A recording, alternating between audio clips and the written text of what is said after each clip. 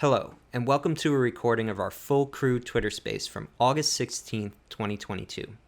This episode featured special guest Jennifer Richter, partner at Akin, Gump, Strasshauer & Felt, who leads the firm's emerging technology practice, and Chad Sweet, who's the CEO of ModalAI, creators of Blue UAS certified autopilot systems. So we got two great articles today. Thank you to Chad and Jennifer for submitting. Thank you for introducing yourselves and keeping the content rolling while we were kind of getting set up here. First one we're going to discuss is from Jennifer. So NASA and the FAA administrators discuss advanced air mobility at White House Summit from Aviation Today. And there's a lot of great stuff in this article. Jennifer, would you like to summarize, and then we'll open it up to discussion? Yeah, I'd love to. So this was a really important event that happened just a couple of weeks ago here in Washington, D.C., where the White House, the FAA, DOT, other agencies, and industry all came together to talk about what do we need to do next, really, with respect to UAS and AAM. How can we best advance the industry? And I think what was really interesting about the event, and this is highlighted in the article, is that although everybody really acknowledges the transformative potential for AAM and that its success is vital to our leadership in aviation here in the United States, there are so many things we still need to do yet beyond certifying aircraft, which obviously is a focus and needs to be a focus. But we do need to enable routine beyond visual line of sight flight.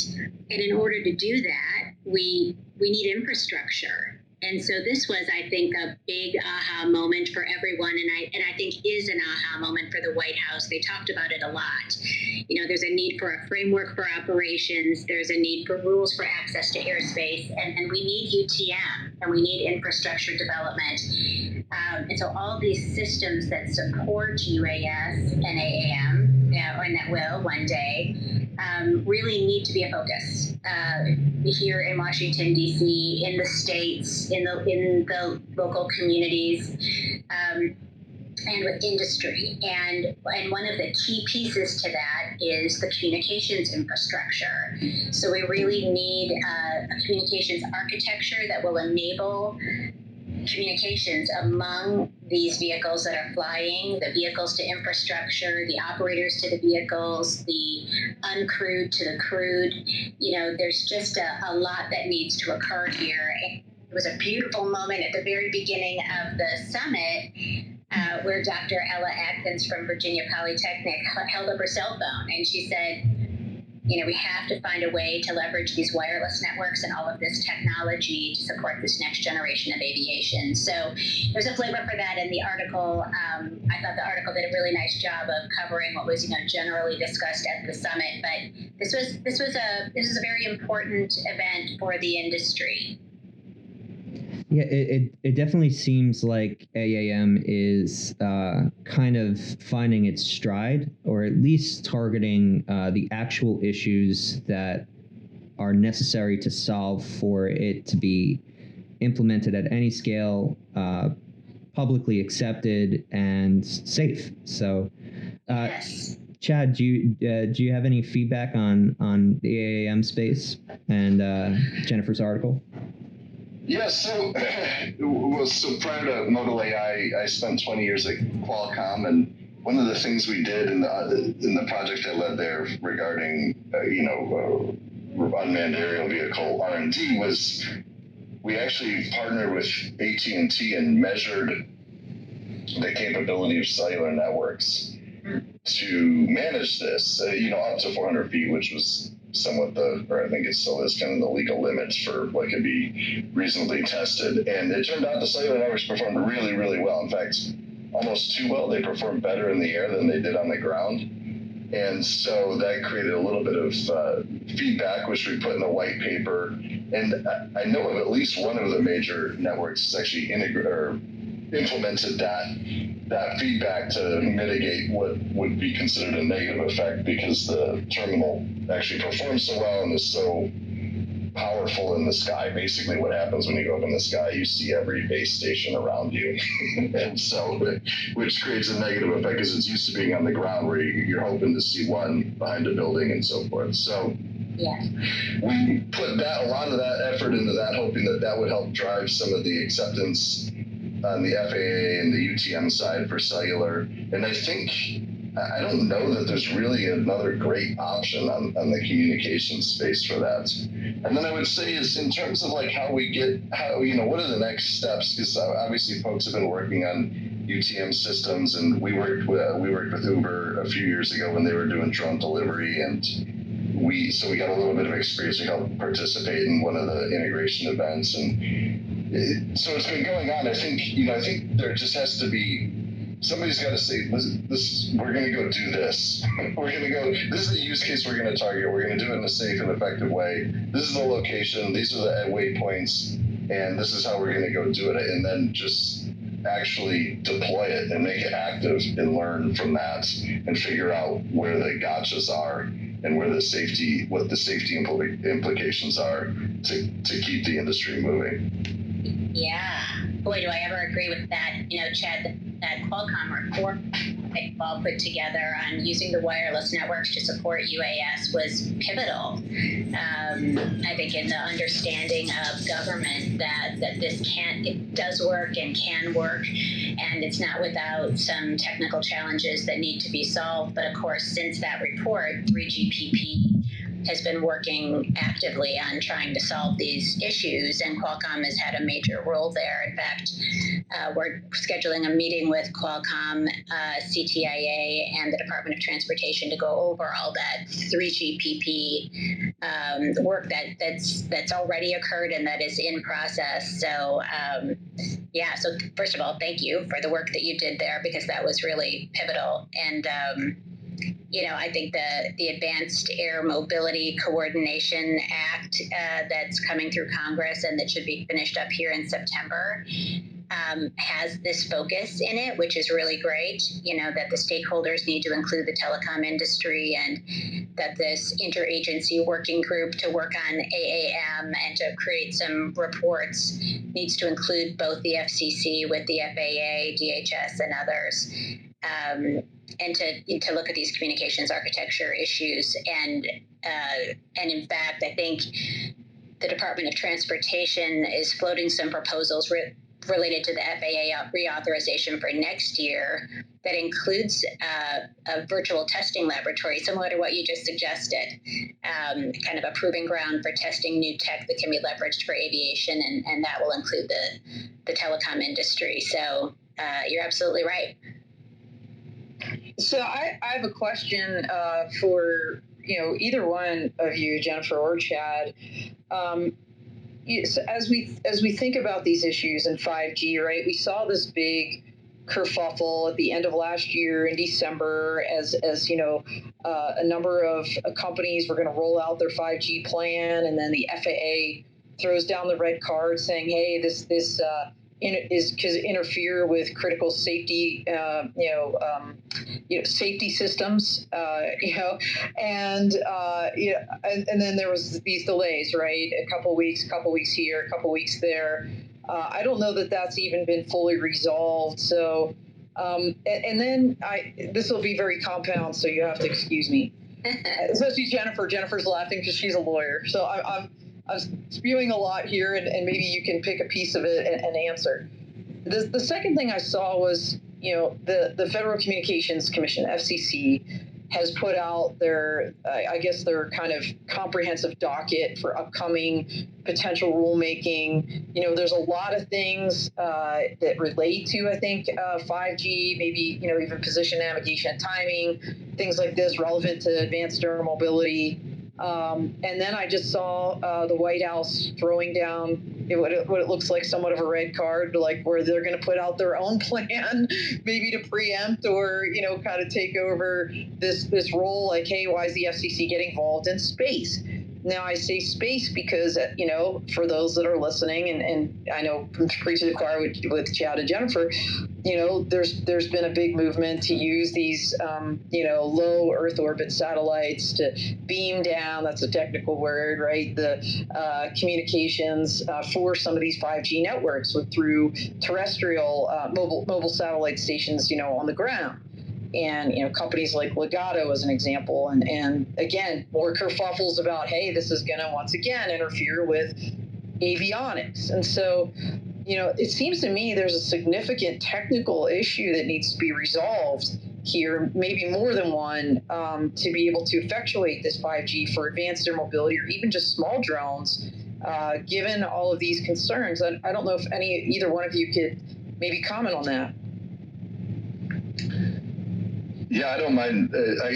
So I'd say one of the virtues of 5G and what also makes it fairly confusing is that it covers a super broad frequency range. And there's actually 3 frequency groupings of what's called NR or sub-6.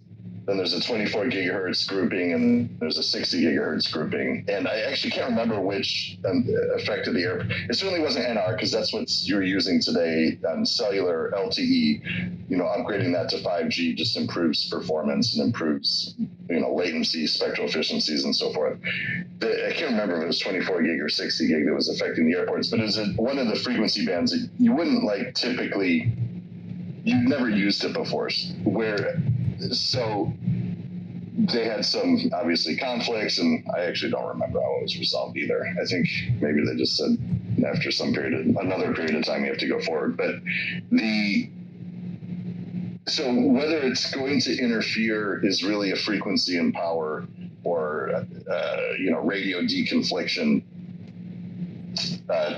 problem. And so it's kind of hard to say. You can't really blanket 5G and say, if we put 5G on satellites, it'll be a problem. Well, if you upgrade an existing network that's existing satellite system that's using, this bandwidth on this frequency and this power, 5G is not going to do anything. It'll just improve the system. It's just going to be more efficient and better. Likely, I guess. I don't know. It depends on what they're doing, but most likely that's the case. And so it's kind of, it gets muddied because it's all bucketed with one term, 5G, but it's really, 5G means a lot of different things, and which makes it confusing, but it really was a big expansion of what cellular capabilities can do, and really what areas of frequencies it would cover. Yeah, and I'll layer on to that. I agree with that. I think the important thing to think about here, and I know our regulators are all thinking about it, is how can they better coordinate use of spectrum among the agencies where there is this crossover in jurisdiction. So the FCC's job is to take a look at technology coexistence and to make sure that various users of bands can use those bands lawfully and without causing interference one to the other. The FAA's role really is safety, right? So they come at these issues from different perspectives. They have, to your point, Don, had these conflicts around Legato, the 5.9 gigahertz band that had been allocated for intelligent transportation, and then some of that was taken back for wireless services. And then most recently, this 5G radio altimeter issue. And I will tell you that in every meeting I've had with the FAA and DOT over the last month or two, that issue comes up because we're saying, hey, you really have to be thinking a little bit more proactively about the communications architecture issues for UAS and AAM. And their response to us is, yes, we agree. And by the way, we have some real issues we have to work out with the FCC. We aren't coordinating well. Things are happening that are making the aviation industry very unhappy, and we have to improve all of that. The conflict between 5G and radio altimeters is the kind of conflict that really is the reason that the FCC exists. If you go back to 1929, 1933, it was various users of spectrum that weren't well coordinated that were causing interference and then causing safety issues. I think there was a naval case initially. And that's, this is what the FCC is supposed to be doing, is to looking at these issues and making sure that there isn't interference. But to Chad's very good point about receivers and that technology, sometimes for example, in the radio altimeters that are out there, sometimes the filtering technology in those receivers is not what it needs to be in order to accommodate a new user in an adjacent band. And that's when you start to experience these interference issues. And this happens over and over and over and over in the telecom industry. So aviation is no special case, but we have the safety issues here, so that makes it different, and certainly amps up the drama around these issues here in Washington, D.C. So, having better coordination of spectrum use is something that I think DOT FAA is also trying to get into focus as part of FAA reauthorization. I'm not sure that will be successful. It certainly is part of this AAM Leadership Act that's coming. And so I think we'll see some focus there. And I know the agencies are already meeting on a regular basis about these issues, but there is a higher level of focus on it now, for sure. So you're right to bring it up, Don. Yeah, it's just, it's really mind-boggling how, we've been talking about, first of all, let's put AAM aside. I don't like to conflate like the AAM industry with the uncrewed aircraft industry, because I feel like, there might be a continuum there, but they're very different kind of targeted use cases and things like that. And again, preaching to the choir here, the 2016 was the small UAS rule, and Part 107, and we're now engaged in the Beyond Visual Line of Sight Aviation Rulemaking Committee, public listening sessions, and all this. And Jennifer, I'm not seeing a ton of discussion about spectrum. Am I missing it? Because that was a 400-page report, and it seems to me like even for Beyond Visual Line of Sight operations, this is going to be critical. And so it's a conversation that I feel like is just not being had. And I feel like, obviously, like the UAS use cases, because they're smaller, they don't carry people, risk profiles are lower theoretically.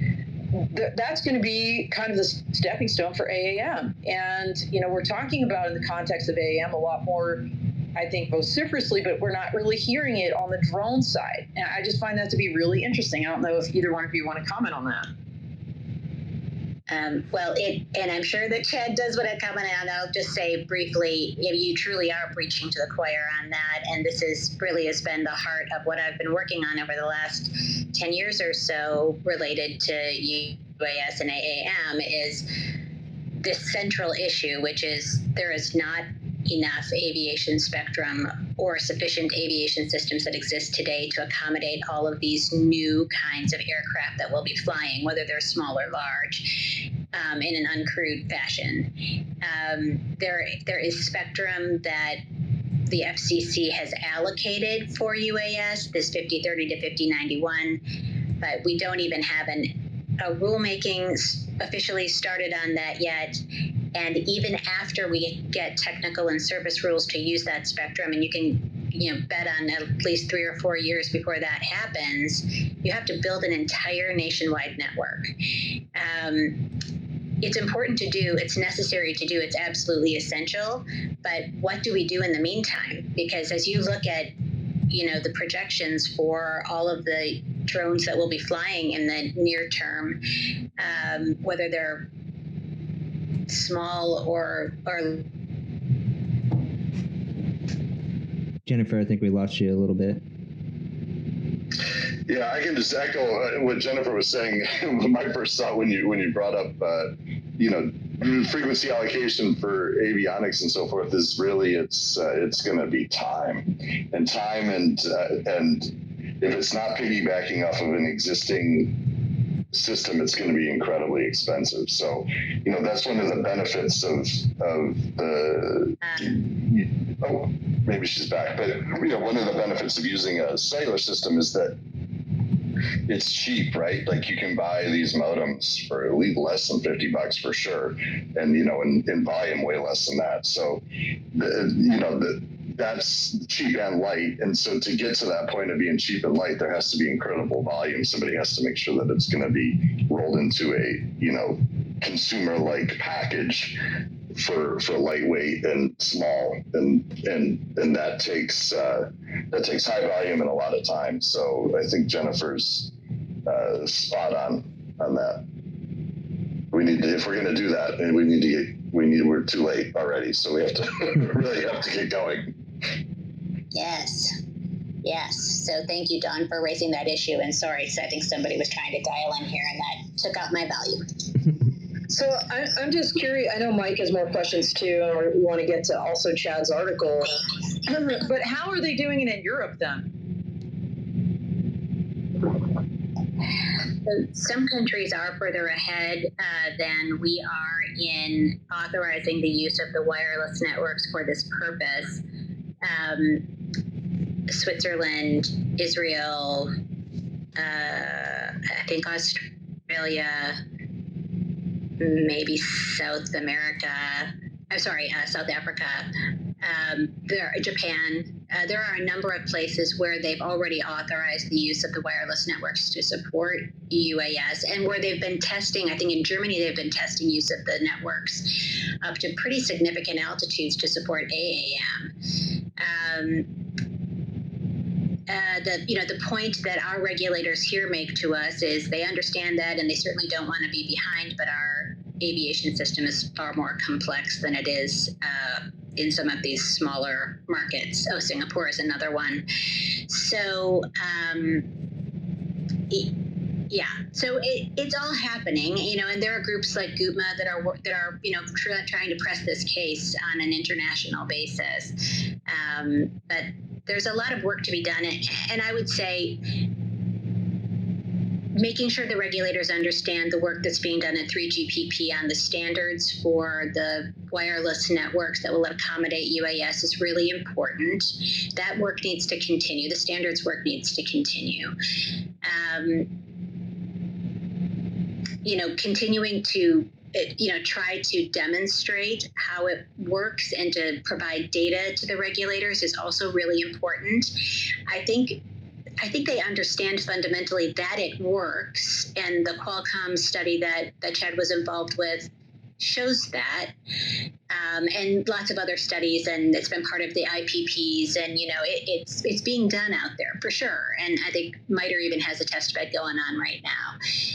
So data is being collected, but there is concern by DOT in particular about the inability, at least as the networks are constructed today, to set aside a portion of this spectrum for aviation uses that isn't used by other commercial wireless users.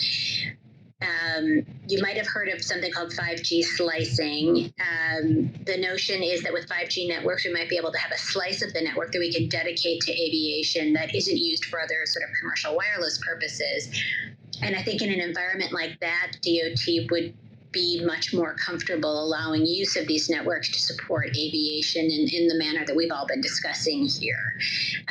But that's, some development work down the road, and, there's just so much work and understanding that needs to happen before we can even get there. Yeah, it's definitely a herding cats situation, but one of those cats is bigger than the others. So, Spectrum, I know we've been talking about this together for years. It seems like it's a constant negotiation of stakeholders and who's asserting future value over what they can build versus established value and incremental value that's already baked into the way that Spectrum's being used today. 5G is just another battlefield, I suppose. Happy to see that AAM is advancing, though. It's certainly in my eyes, it's finally gotten away from the flying cars pitches to now we're solving practical issues with it, not the least of which sound, which is my hobby horse. So we're going to move on to Chad's article. Thank you, Jennifer, for bringing up the state of AAM and Spectrum. And thank you, Chad. I think we've been so fortunate to have experts that could speak to both sides of each other's articles. So thank you for your participation in that. So, Chad, you brought up an article that actually has been floating around me and Dawn. Multiple people have picked this out. So I guess it's important, right? About this is leaning on kinetic options for counter drone as autonomous UAS proliferate. So this is from the defense angle, and it just makes sense that the Army is thinking about the defensive side of this as they're seeing the worst use of drones, or the possible negative use of drones against our own soldiers in the field and our allies. So why did you decide to pick this article?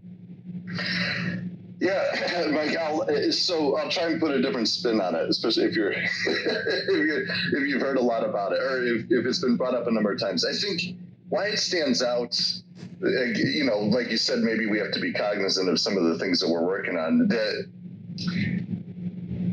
at ModalAI, we spend a lot of time building out these autonomous systems. GPS denied, comms denied systems. And I think it relates all into the remote ID topic, the areas with, like AAM and frequency allocation that Jennifer's an expert in. It's all related in the sense that these systems are getting more and more capable. They're not just, a 2 gigahertz or a 900 megahertz RC link that's flying by, a pilot. They can be very, very sophisticated. They don't necessarily need any radio at all. They don't necessarily need any GPS at all. And so that was like the core of this article, is that EW warfare or EW methods may not work any longer, or they're starting to not work, or whatever they're implying. And that would, to simplify what they're trying to say with EW is like jammers, right? You can't just jam the RC signal. You can't intercept the RC signal. You can't jam the cellular network. You can't jam the GPS receivers. And so these things can still fly. And so, I think it's an interesting angle. I can't speak to whether the kinetic method is actually the right, the right approach after that. But, I think there's just like, and the reason I think it relates to remote ID and some of these other larger issues is, well, DJI, obviously gained tremendous market share over the past, in the last decade or so. And so like in remote ID, a lot of that language was really written like all they care about is DJI, and in the sense that, okay, well, there'll be this app and you'll be broadcasting the signal, and you'll be looking for. It was very contained to almost like what that, and I know it's not, because DJI is upset about it. I forget what their system is for the police force, what it's called, but they've got a system they've already deployed, but it's basically a standardized version of that. And so all of these things get very complicated as technology progresses. And of course, in the context of safety for unmanned systems, for all these new use cases that are going to need a UTM system and are going to need that, you need this autonomy, right? You need these backup. It's the same thing. Like, well, what if if there's concern over your cellular network going down? What should the UAS do, right? It needs to be able to demonstrate safe behavior. It has to actually do something cognizant and smart and deliberate. And so all of that technology that goes into that, I think what this article is highlighting is that as that stuff is used in the wrong way, they have different problems. If you can't jam it, if you can't jam the RC, or if you can't intercept the RC, if you can't jam the GPS, and the thing still does something smart and still does something going, and it's trying to do the wrong thing as opposed to just deliver a burrito or whatever the more beneficial use cases are, it creates problems. Yeah, so it's going beyond the issue of how do you find a bird that doesn't squawk, and actually another level, even once you found it, you can't disrupt its flight pattern by our traditional communication methods or jamming methods. Certainly an interesting issue to solve. Jennifer? Yeah, it is like your classic cat and mouse. Yeah, there's always the escalation of technologies and sides, and the CUAS side I actually think has been lagging behind the UAS in terms of technological development. You've seen those kind of cheesy giant guns that it's like, well, yeah, if a person was able to find the thing and aim at it, that might be cute, but without the Starship Troopers version, it's probably better to have that mounted and able to operate mechanically than have it taken down by a human.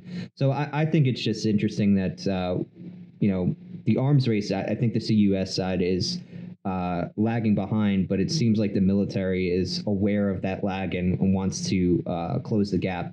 Dawn, I think you're going to speak somewhere to that. Yeah, I wanted to raise a couple things and then hand it off to Jennifer because, first of all, the kinetic, when they say kinetic, they're talking about something that's going to physically affect the vehicle.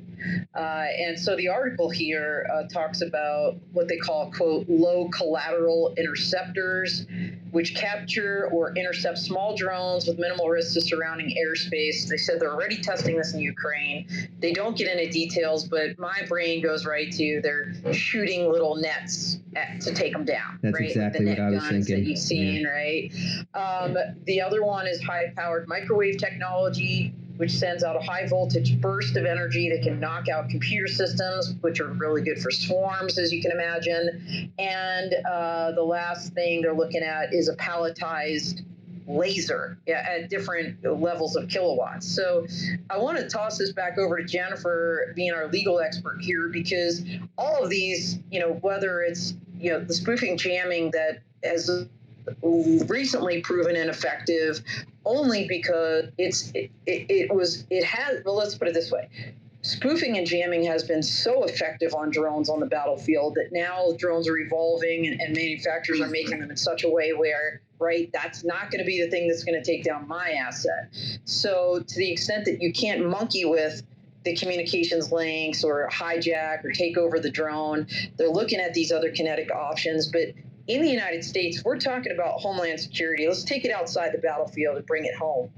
Mm-hmm. Jennifer knows full well that those counter UAS authorities, technology aside, the authorities aren't developed, right, to really have local law enforcement or agencies that would be the first boots on the ground on a terrorist or other domestic incident to actually do something about that. Isn't that right, Jennifer? Yeah, that's absolutely right. Yes, there are only a small handful of federal agencies that have authority to utilize these counter UAS technologies, and local law enforcement is not in that group, nor is critical infrastructure, right? And so when we think about protecting our most critical assets here in the United States, we have to think about how do we expand that counter UAS authority beyond just a handful of federal agencies and get it to local markets where it frankly will be needed, I imagine at some point, because a drone might be involved in some sort of nefarious action and needs to be addressed by local law enforcement or maybe even by an operator of critical infrastructure. That this is like multiple generations beyond where we are right now in terms of the authorities, but that when I think about what ultimately will be necessary, because we can't rely on certainly federal law enforcement and maybe not even local law enforcement to respond as quickly as might be needed if there's a nefarious drone that's not cooperating in the system that might be looking to take out some big oil and gas pipeline here in the U.S. That's something that's happened in other countries, or a big transmission facility or a water treatment facility or a nuclear plant, right? Those operators of critical infrastructure, I think we need to have some kind of program, probably implemented through DHS, that provides certification that will allow for those kinds of technologies to be used by the private sector. But to your point, that is not today. That is again something that we all just need to be working on and trying to get implemented. Jennifer, the White House summit that you brought up, where spectrum was raised at the initial part of the initial volley of the conversation. Mm-hmm. I looked at the agenda and read just the very couple articles that came out about it, because frankly, the video, the content is not publicly available. If you weren't able to dial in, like I was not unable to, unfortunately, I don't have access to the information that was discussed there. But this counter UAS issue and the idea of the Preventing Emerging Threats Act that is sunsetting here, 45 days, mm-hmm. Was a large topic of conversation, was it not? It was, yeah. The AAM security and countering the threat of rogue drones was from the U.S. Army that preceded that. I do think that there is a keen understanding that both the technologies that are used by our government need to evolve and are evolving, and that's great, but that we also need to get broader authority out there. Kathy Lanier, who is the chief security officer for the NFL, former police chief here from DC, spoke passionately about the need to have more widespread authority to use counter UAS tech, because every football game is a major public event where they have to be concerned about the potential to use aircraft in nefarious ways. Dawn, wasn't it recent that the authority was given down to lower agencies from the Fed, or am I misremembering something, that some change that happened on that front? Because I remember it being really, really closed off to a small group. No, so Mike, you are misremembering. That's you're close. Basically, what the DHS, DOJ, FBI folks, and FAA, at least the first two jointly, and the FAA is not really objecting, they're proposing to, as part of a re-up or revision of the Preventing Emerging Threats Act, to delegate the ability to detect drones to 12 law enforcement agencies annually. To Jennifer's point, part of that deal would be some kind of certification by DHS and DOJ jointly of those agencies to do such detection, and also I think, if I might, I'll use your term, be misremembering, but I believe that authority would also allow them to mitigate or take out a rogue drone that's in the sky.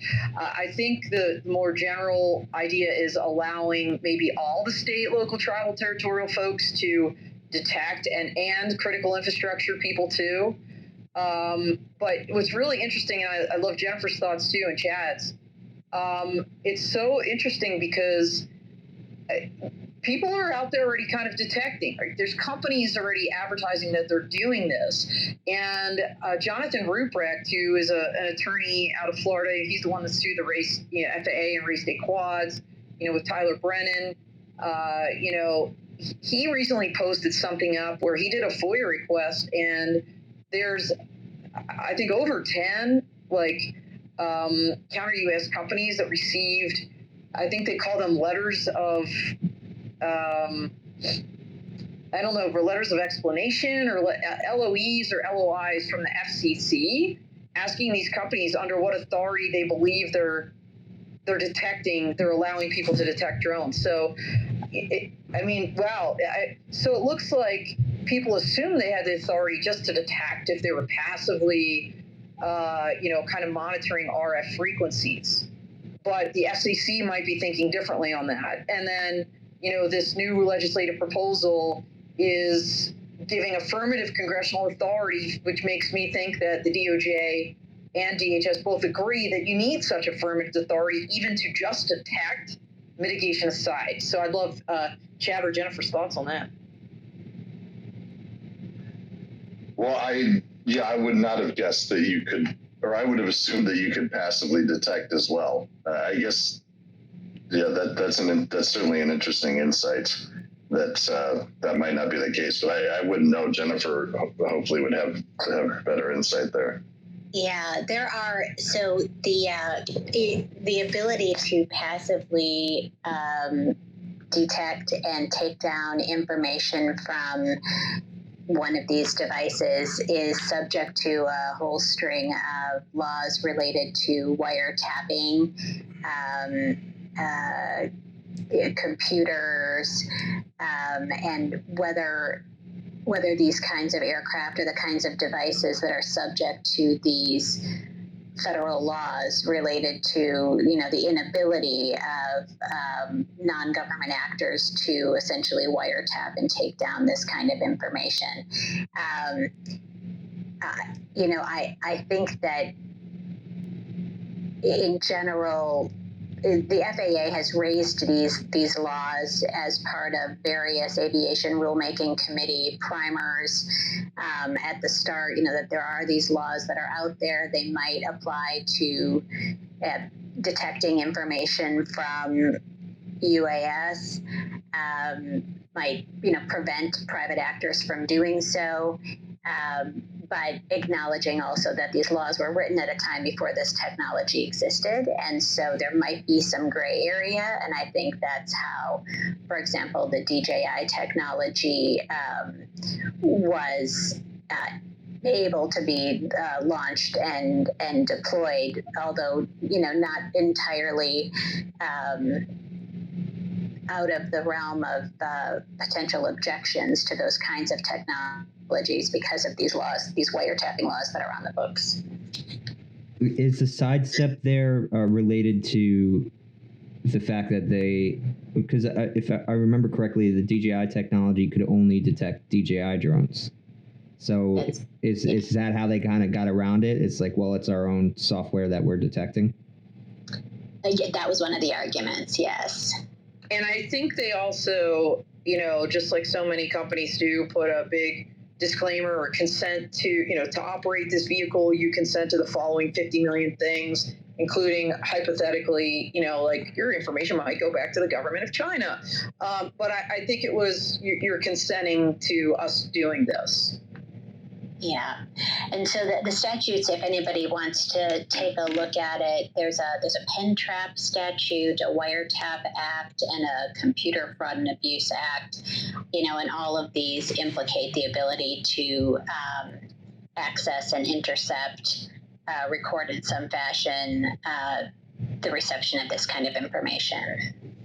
Yeah, and by the way, there's an excellent multi-agency white paper, let's call it, on this, an interagency, I think they called it a warning document that went out maybe 2 years ago, Jennifer, where they go into great detail on all of these statutes and basically explaining why, local law enforcement doesn't have, and private actors don't have the authority just because of a handful of criminal laws that are on the books at the federal level.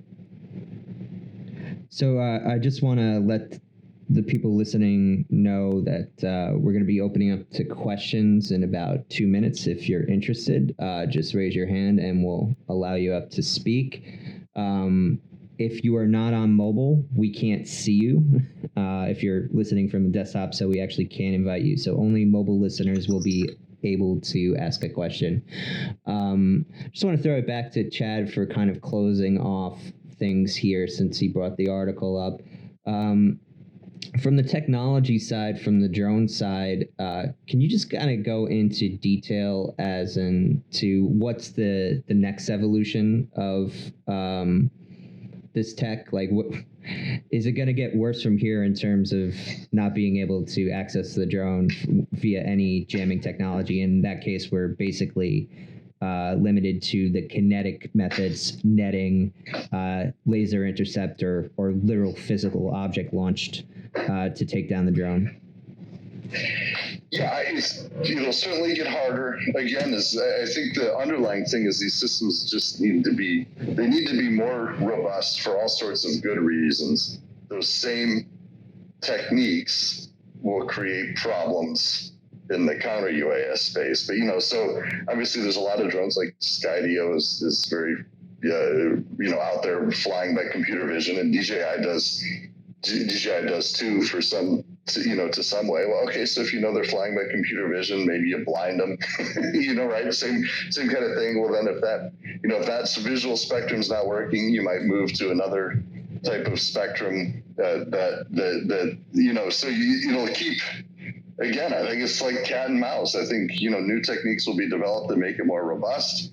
New techniques will then interrupt that capability, and then we'll just keep going. And, I don't know. It'll certainly be good for technology. Hopefully it ends up being beneficial for all the right use cases as well in the long term.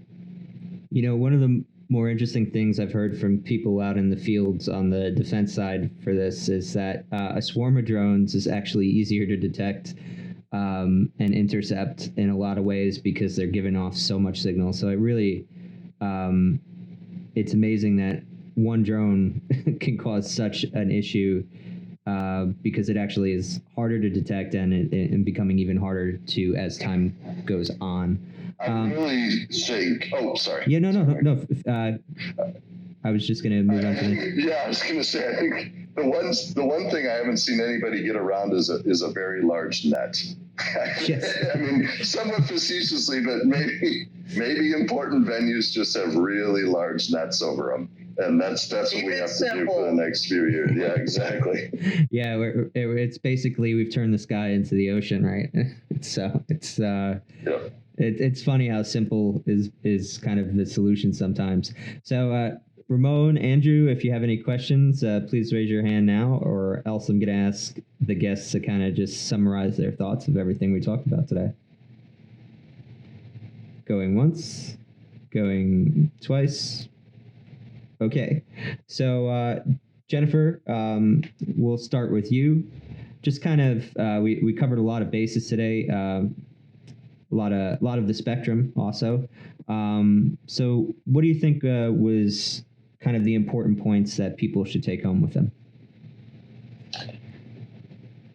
I think the most essential point is that, there is a tremendous amount of work to be done by industry and by our government to set up the systems that are going to adequately support UAS, NAAM. I mean, obviously there are, regulatory structures that need to be put in place, but we also just need to have a serious set of conversations around how we can best support this industry and in a timely fashion, right? We need resources now, and infrastructure and communications architecture certainly is part of that, and we need that now. The White House Summit was a great first step in starting to get people thinking along the line of these systems and not just the aircraft. I think the AAM multi-stakeholder group that will hopefully be set up here this fall or next spring will be another really important step. And then I think we all need to keep our eye on FAA reauthorization for 2023, because I think we're going to see some really interesting proposals there that also implicate the need to resolve these communications architecture issues. for UAS and AAM. So a lot of work out there to be done, and that's started, and we just need everybody's participation. Thank you, Jennifer. And Chad, what do you think people should go home with? Well, there's still a lot more to do. I think in almost every regard, there's still an incredible amount of technology. We've come a very, very long way. Don mentioned earlier in 2016, the Part 107 or small UAS guidelines, and I actually think, people were really frustrated at the time about being overregulated, but I think that's opened up. I think it's actually created a lot of opportunity, and I'm excited to see that on the AAM side and the BB loss that we're moving forward there, and communications and 5G are all going to be a critical portion of that. And I think that's going to influence a lot of these autonomous behaviors and how to make advancements there, as safety has and will remain a critical portion of all of that. Yeah, drone tech has joined the adult table finally. So thanks for that insight. Dawn, do you kind of want to wrap things up, tell people about what's coming up this week, and any kind of final words on everything we talked about today? Sure, absolutely. First, I want to thank Jennifer and Chad. Thank you so much for being our guest speakers today. It was an incredible conversation. And really, as Mike said earlier, you can't have two better experts that can speak to all the different sides of both of these issues, whether it's spectrum or counter UAS, than the two of you with your wealth of knowledge and background and experience. So thank you so much. Real quick, tomorrow on the Dawn of Drones, we have Josh Olds from the Unmanned Safety Institute. That's 9 a.m. Mountain, 11 a.m. Eastern on Drone Life TV on YouTube. So check us out. We are still in the middle of Developing Industry Leaders Month, so it's a really great month talking about workforce development. And along those lines, on Thursday in our clubhouse, Drone Law Connections Club, at 11 a.m. Mountain and 1 p.m. Eastern, we have Jasmine LaFleur. She is the co-founder of a nonprofit called Greater Than Tech, inspiring underserved communities to have careers in STEM and drones and AAM. So that's this week, and next week we have some other great guests, but we are at the top of the hour, so I want to respect everybody's time and really, really appreciate everybody. Thanks, Mike, for guiding us through the room. Yeah, thank you again. Thank you, everybody. Thank you, everybody, for listening. We are going to post a recording of this later due to technical difficulties with Twitter Spaces. That will be a separate tweet. But we have the awesome marketer from ModalAI, Lauren, on the chat here, and she's going to help out and get that distributed. So follow all our channels. Make sure you do that so you can see anything that you missed from this episode and anything else that's coming up from everybody here. Thank you again, and we'll see you on the next space.